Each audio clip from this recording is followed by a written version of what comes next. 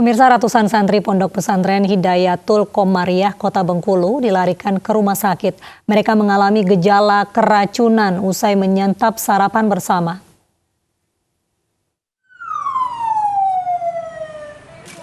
Hingga Jumat sore, mobil ambulans terus berdatangan ke RSUD Kota Bengkulu membawa santri Ponpes Hidayatul Komariah yang mengalami gejala keracunan.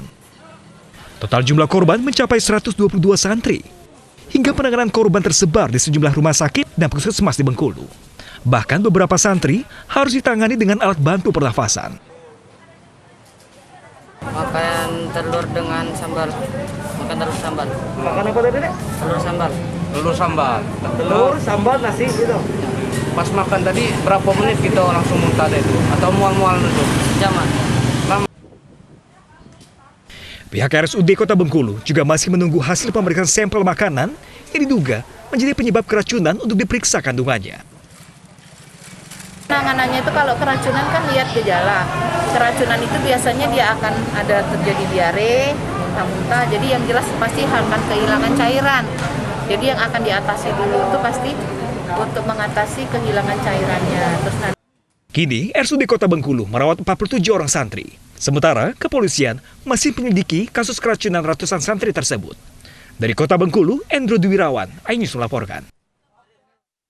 Kawasan cagar alam di Labuan Bajo, Nusa Tenggara Timur terbakar, 12 wisatawan dievakuasi. Malam ini tanggal 13 Agustus. Cagar alam di Labuan Bajo, Nusa Tenggara Timur terbakar. Ratusan hektar lahan di Cagar Waiwulu, Kampung Wingkol, Kecamatan Komodo, habis dilalap api. Padahal di dekat cagar ini terdapat penginapan untuk wisatawan yang hendak melihat satwa langka komodo.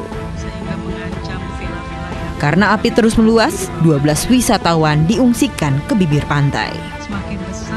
angin yang lumayan kencang sehingga membuat api itu menjalar cepat sampai ke bawah dan hampir mengenai tempat tinggal kami. Api telah menghanguskan perbukitan yang ditumbuhi rumput kering. Badan Penanggulangan Bencana Daerah mengatakan sulit memadamkan api karena jauhnya lokasi cagar alam ini. Namun karena daerah ini memang daerah terisolir, sehingga jangkauan kendaraan pemadam kebakaran tidak sampai di sini. Kebakaran terjadi sejak Kamis sore kemarin hingga Jumat dini hari. Kini tim gabungan tengah menyusuri kawasan seluas 3.000 hektar ini untuk memadamkan bara api yang masih tersisa dan mengamankan satwa yang dilindungi. Dari Labuan Bajo, Nusa Tenggara Timur, Yosep Mario, iNews melaporkan. Pengusaha yang tewas di Kelapa Gading ditembak 5 kali. Polisi hingga kini telah memeriksa 8 saksi serta rekaman CCTV untuk mengungkap pelaku.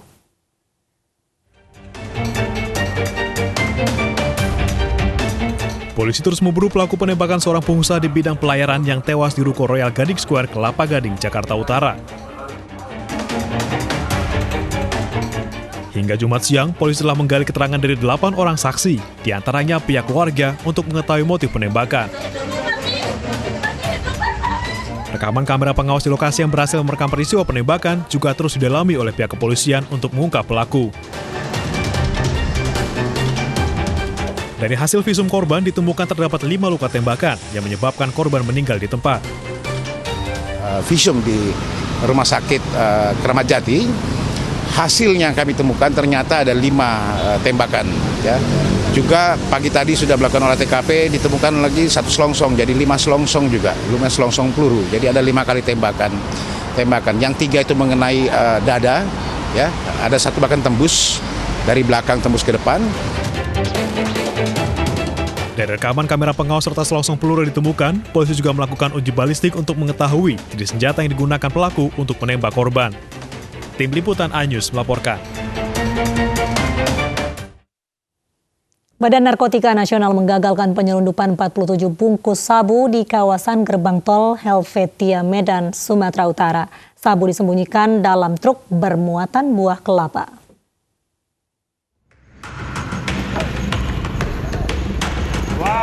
Dari dalam truk yang melintas di gerbang tol Helvetia Medan, Sumatera Utara, petugas menemukan 47 bungkus sabu yang dibawa pelaku berinisial PON dan MT.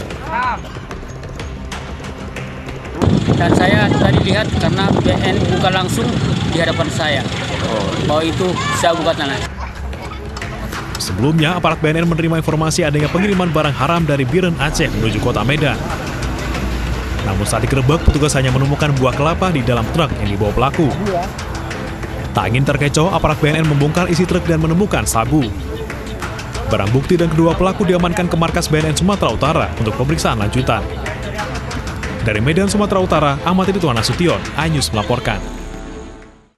Rasenball Sport Leipzig kalahkan Atletico Madrid untuk melaju ke semifinal Liga Champions. Informasinya sesaat lagi.